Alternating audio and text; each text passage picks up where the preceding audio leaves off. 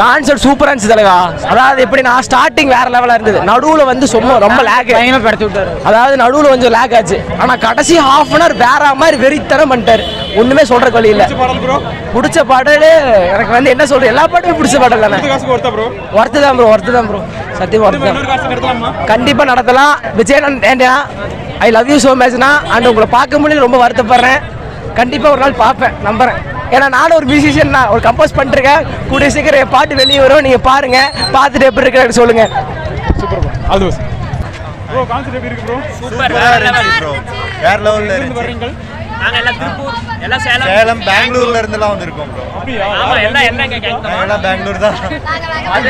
மதுரை பெங்களூர் விஜய் விஜயோட மூணாவது concept bro. இது விஜய் ஆண்டனியோட தேர்ட் கான்செப்ட் நல்லா இருந்துச்சு. வைப்.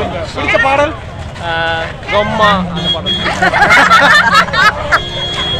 நல்ல எக்ஸ்பீரியன்ஸ் ப்ரோ. நல்லா எக்ஸ்பெக்ட் பண்ணாங்க. ஆனால் என்ட்ரி மட்டும் கொஞ்சம் இதாக இருந்துச்சு. என்ட்ரிக்கு மட்டும் நிறைய ரெடி பண்ணியிருந்தா பரவாயில்ல.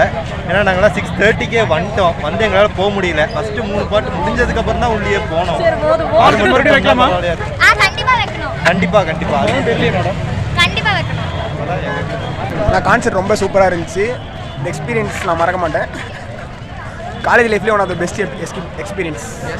வாழ்த்துக்கள். ப்ரோ ஆல்வேஸ் விஜய் ஆண்டனி தான். எந்த கான்செப்ட் இருந்தாலும் மிஸ் பண்ண மாட்டோம். ஆனால் விஜய் ஆண்டனி கான்செப்ட் கண்டிப்பாக மிஸ்ஸே பண்ண மாட்டோம்.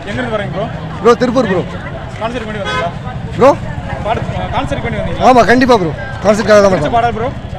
ப்ரோ பிடிச்ச பாடல் உசுமுலாசு.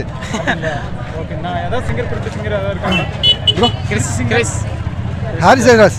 ஹாரி ஜெயராஜ் என்ன கேட்டீங்க? பிடிச்ச சிங்கர் வந்து கிறிஸ். சிங்கர் யாரா வந்தாங்களான்னு கேட்டாங்க. பிடிச்ச சிங்கர் யாரா வந்தாங்களான்னு கேட்டீங்களா? கொஞ்சம் நல்லா பாடுனாரு. பிடிச்ச சிங்கர் யாருன்னு கேட்டீங்கன்னு நினைச்சேன். ஹாரி ஜெயராஜ் மியூசிக் சிங்கர் இல்ல, அவங்க கொஞ்சம் ஆர்வம் விட்டுருங்க.